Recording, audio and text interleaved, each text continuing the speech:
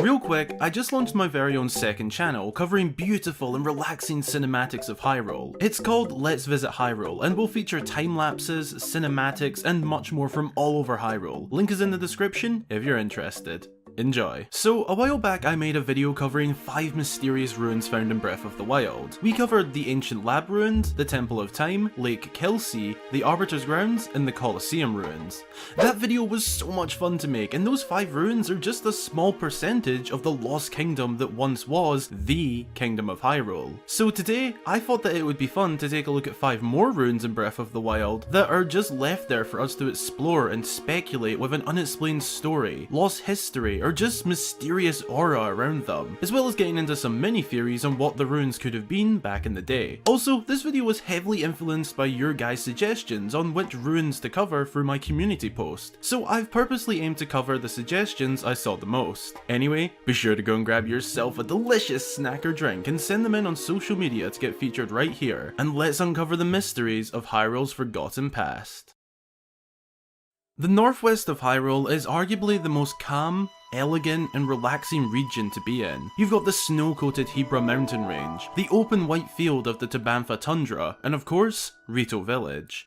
Just seeing this location from a distance is stunning. It is clearly inspired by a perch for birds to rest on, as well as the little living pods being based on actual bird cages. But it's a set of nearby ruins which catch my interest. They don't actually have a name, but are used as part of the Recital at Warbler's Nest shrine quest, which involves gathering some of the Rito children to show up to their song recital, as only Keel showed up.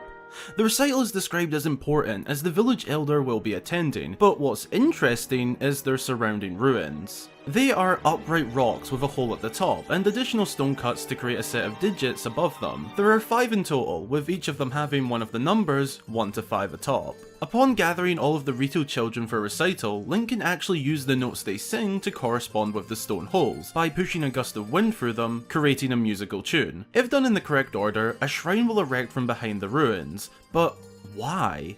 This must mean that these ruins have some sort of Sheikah connection. Well, we can safely assume that, considering that they are literally the activation point of a shrine. Knowing this means that we can tell they date back to at least the time frame of the Sheikah's advancements in technology, a time long ago. It tells us that the Sheikah were clearly not exclusive with their designs, working with the Rito in this one, but this also must mean the ruins have something to do with the song those Rito youths sang, not just the shrine. This isn't any ordinary tune. As I mentioned earlier, the recitals were described as important as the village elder would be there to listen. What if this song is actually a tradition of the Rito where the youths perform this ancient tune in front of the elder? I mean, that would provide a way to keep the song in memory long enough for when the time comes that the hero must enter all 120 shrines set for him, and specifically him. These notes correspond with the lock for the shrine. This clearly isn't a new or recently made song. This dates back to the creation of the shrines, meaning these ruins were made at least 10,000 years ago around the time frame of the very first calamity, with the intention of the future hero discovering them and this song that was passed down for at least 10,000 years through the Rito to unlock this one shrine. That is honestly a bit mad to think about. That song must have been passed down generation after generation until now. It's the only way to unlock this shrine.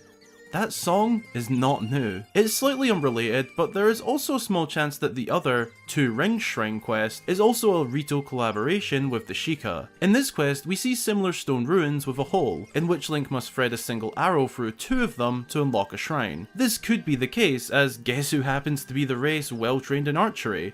The Rito.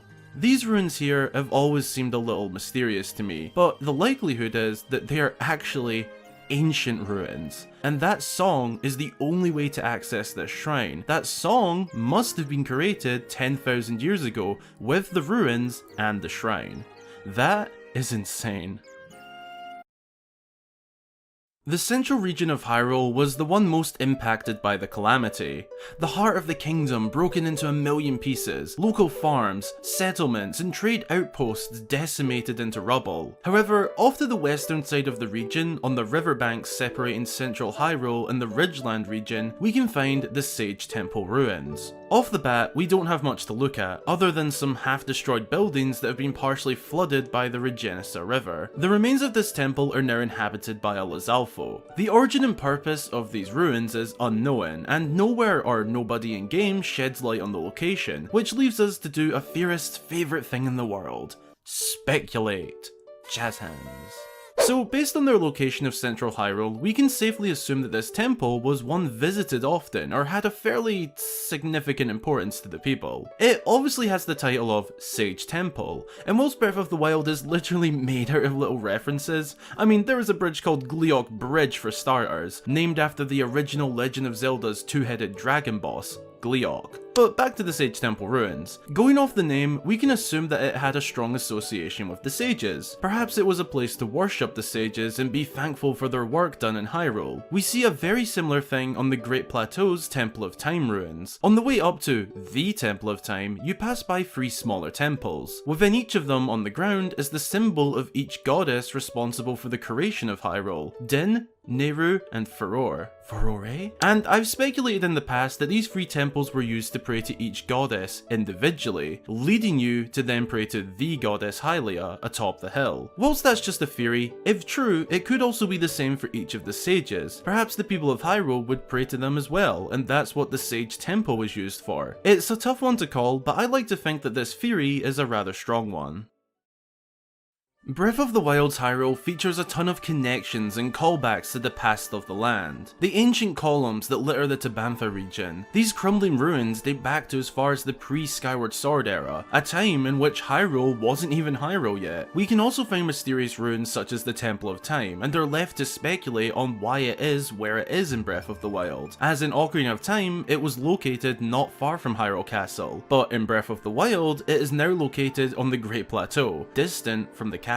Is this a new temple? Was it moved? We may never know. But another ancient ruin which we definitely have seen before is the Ancient Springs. Whilst undergoing drastic changes over the hundreds of thousands of years between Skyward Sword and Breath of the Wild, they are near one for one in terms of the foundations and structure. The surroundings have definitely changed, but for example, the Spring of Power in Breath of the Wild has an identical entry path towards the spring as the Earth Temple in Skyward Sword. Finding them in Breath of the Wild came as a bit of a mystery at first, fans asking the question of why they appear the way they do now. Back in the era of Skyward Sword, these springs were found at the end of dungeons, but in Breath of the Wild, there are no dungeons to be seen. However, other than those ancient dungeons now being absent, likely because of decay or being demolished over the years, we can find a modification to the springs since their original appearance. They all have a locked door built in behind the Hylia statue, a door in which upon bringing the goddess a scale of the regional dragon will unlock the door and reveal a Sheikah shrine. This was not originally here. It is clear it was added by, to some degree, the Sheikah, but one comment I saw in my post regarding your favourite ruins shared the idea of these springs formerly being dungeon entrances.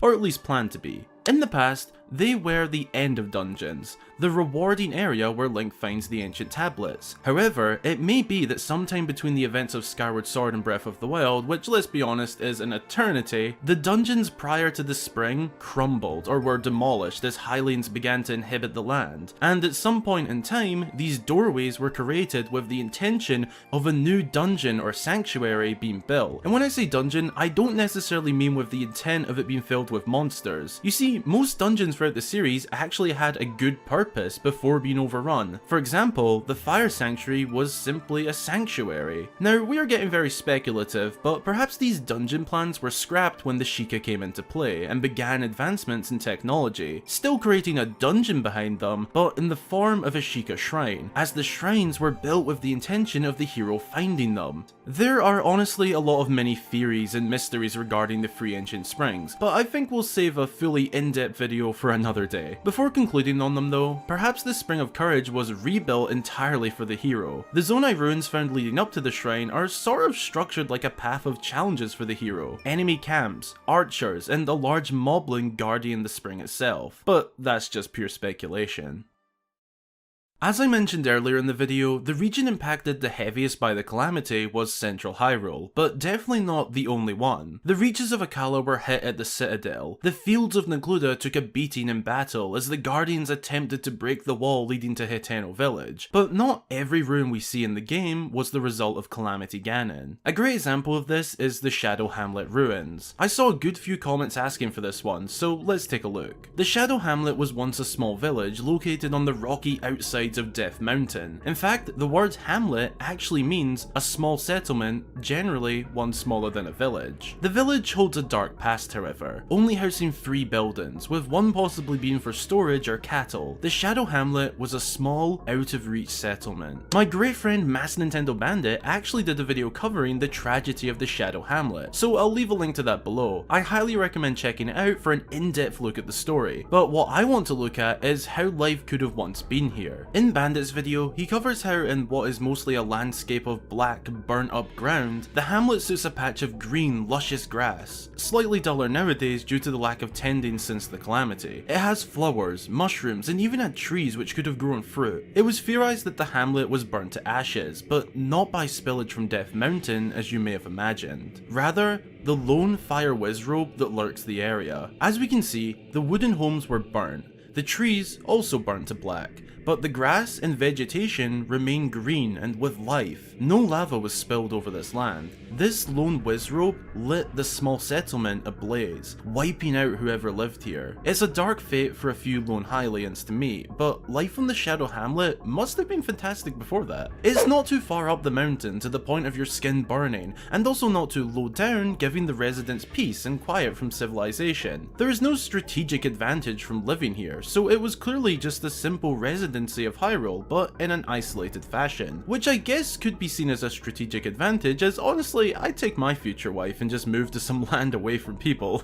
Assuming 2 of the 3 buildings were homes, we can assume that the 3rd was used for storing food, live cattle, and maybe even supplies. It's likely that whoever lived up here stayed here most of the year round, making minimal trips down the steep slope to gather essentials such as food, as presumably mushrooms and apples wouldn't be enough to live off. Life in the Shadow Hamlet would have been great. Not only does its location provide a stunning view, it also offers protection from ground-based enemies such as bokoblins, moblins, Lizalfos, and even Lynels. The arrival of this wizrobe was likely due to the impending resurrection of Calamity Ganon, an event which increased the monsters of the land. We obviously can't say for sure who actually lived here, but I do wonder what life was once like in this odd little crevice of Death Mountain.